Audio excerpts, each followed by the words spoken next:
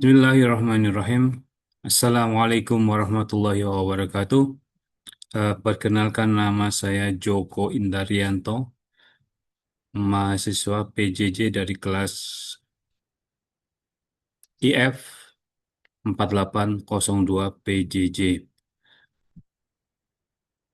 Pada kesempatan ini saya akan menyampaikan presentasi tentang kelas diagram UML, Sistem Supermarket Mini untuk mata kuliah pemrograman berorientasi objek PBO atau OOP. Saya akan share screen.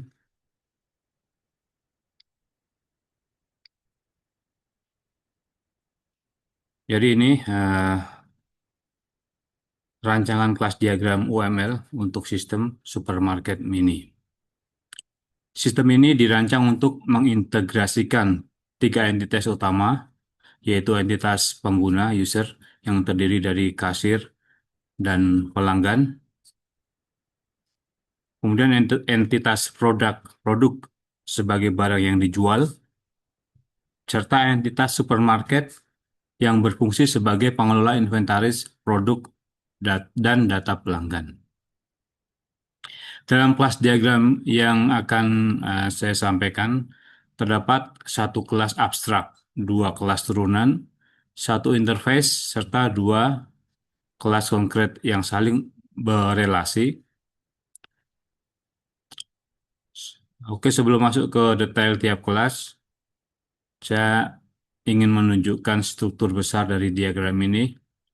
Jadi ini terdiri dari 6 komponen utama, kelas abstrak, ini user, sebagai induk dari semua pengguna sistem, kemudian dua kelas turunannya adalah kasir dan pelanggan, kemudian sebuah interface, di bawah ini bisa dijual, yang mendefinisikan kontrak perilaku untuk objek yang bisa diperjualbelikan. Kemudian ada kelas produk, ini mengimplementasikan interface bisa dijual. Kemudian kelas supermarket sebagai pusat pengelola data produk dan pelanggan. Jadi keenam komponen ini saling terhubung melalui eh, beberapa jenis relasi UML, antara lain inheritance, kemudian realization, kemudian association, dan dependency. Jadi kita mulai dari awal, dari atas, kita mulai dari atas. Kemudian pertama adalah kelas abstrak user. Jadi nama kelas ini dengan format italic ini untuk menandakan bahwa kelas ini bersifat abstrak, artinya tidak bisa diinstansiasi langsung dan hanya berfungsi sebagai blueprint untuk kelas turunannya, yaitu kasir dan pelanggan. Kelas user memiliki dua atribut, yaitu ID dengan string, kemudian nama juga string, dengan simbol pagar itu untuk protected ya, karena atribut ini perlu diakses oleh kedua kelas keturunannya, namun tetap tertutup bagi kelas di luar hierarki. Jadi hanya pelanggan dan kasir yang punya akses, selain itu tidak bisa.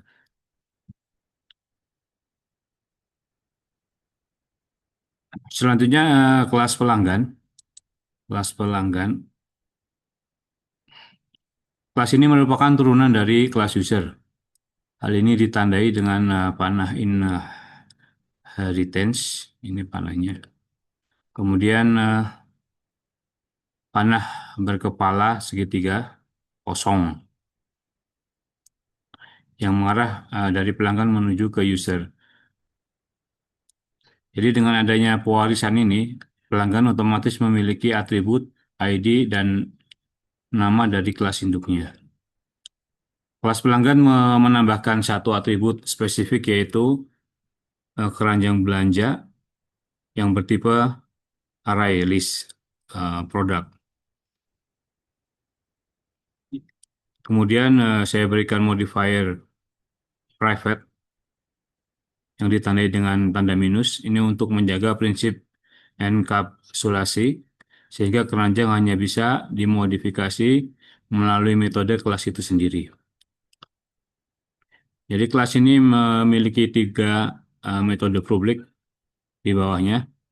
Jadi ada tambah produk untuk menambahkan produk ke dalam keranjang belanja, kemudian hapus produk untuk menghapus produk dari keranjang belanja, kemudian tampilkan profil. Jadi yang merupakan override dari metode abstrak milik user.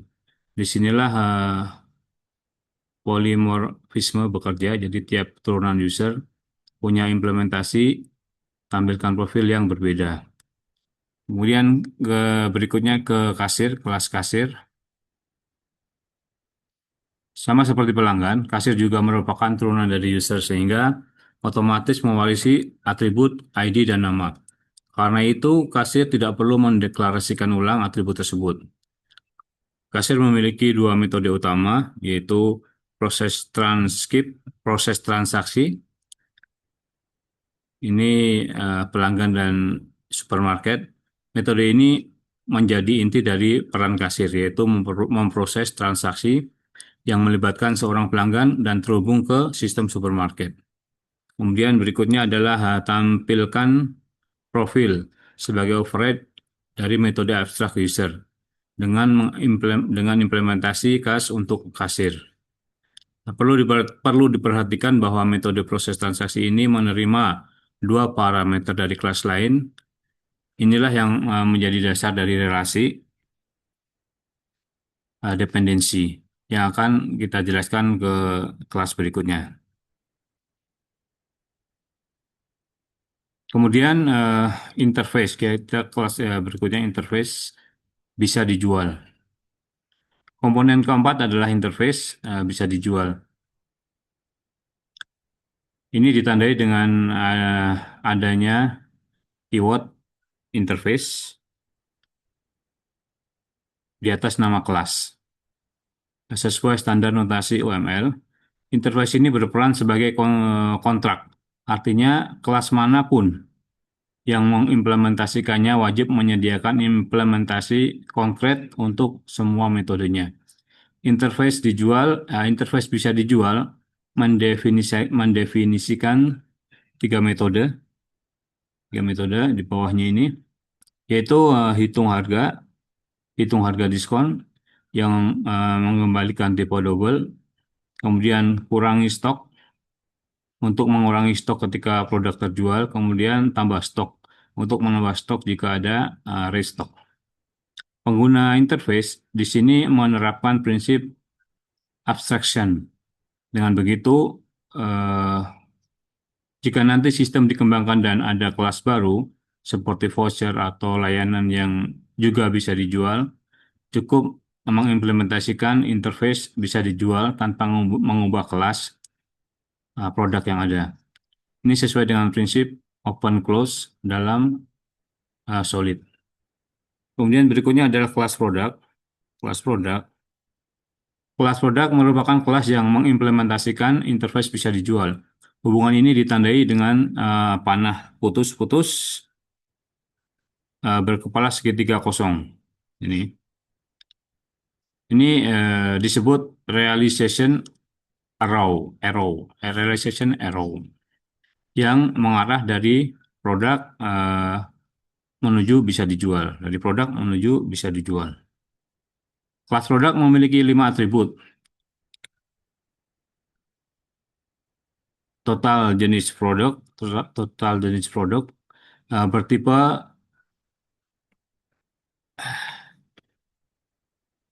integer dan bersifat statik.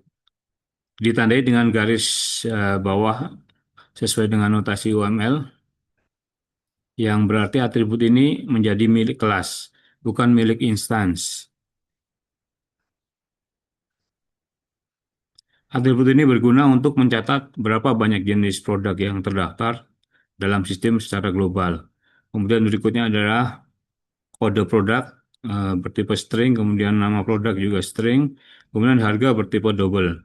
Stok sama dengan total jenis produk tipenya. Kemudian keempat atribut terakhir dibuat tanda minus untuk menjaga enkapsulasi dan akses dari luar dilakukan melalui metode getter dan setter.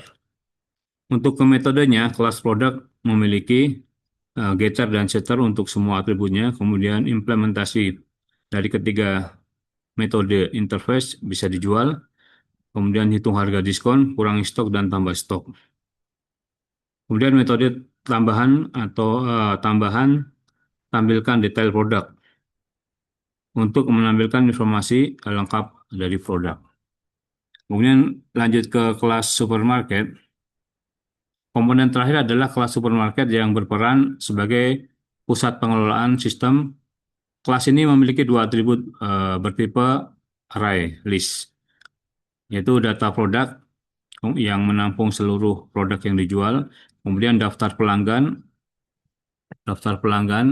menampung seluruh pelanggan yang terdaftar. Ya, kelas supermarket memiliki empat metode utama, yaitu tambah produk untuk menambahkan produk baru ke inventaris, kemudian registrasi pelanggan untuk mendaftarkan pelanggan baru, kemudian mencari produk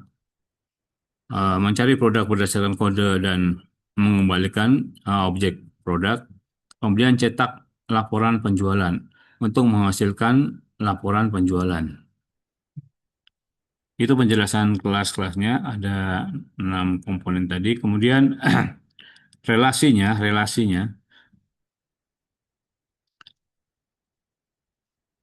ya yang pertama adalah inheritance atau pewarisan. Jadi simbolnya adalah panah garis penuh berkepala 3 kosong. Pada diagram ini terdapat dua relasi inheritance atau pewarisan, yaitu eh, pelanggan dan kasir ke user. Pelanggan mewarisi dari user dan kasir mewarisi dari user. Kedua kelas turunan ini secara otomatis mewarisi atribut ID dan nama, serta wajib mengimplementasikan metode abstrak tampilkan profil. Inilah yang disebut sebagai konsep generalisasi spesialisasi. User adalah generalisasi, sementara pelanggan dan kasir adalah spesialisasi yang lebih konkret. Kemudian yang kedua relasi yang kedua adalah realization. Jadi yang ditandai dengan panah pada garis putus-putus berkepala 3 kosong. Ini pada diagram ini kelas produk merealisasikan interface bisa dijual, yang berarti produk wajib menyediakan implementasi konkret untuk metode hitung harga diskon, kurang stok, dan tambah stok. Relasi ini berbeda dengan inheritance karena interface tidak mewariskan implementasi, melainkan hanya kontak perilaku. Kemudian relasi yang ketiga adalah asosiasi atau agregasi. Eh, dalam simbol diamond atau belah ketupat kosong menunjukkan hubungan memiliki, namun objek yang dimiliki masih bisa hidup terpisah dari objek pemiliknya.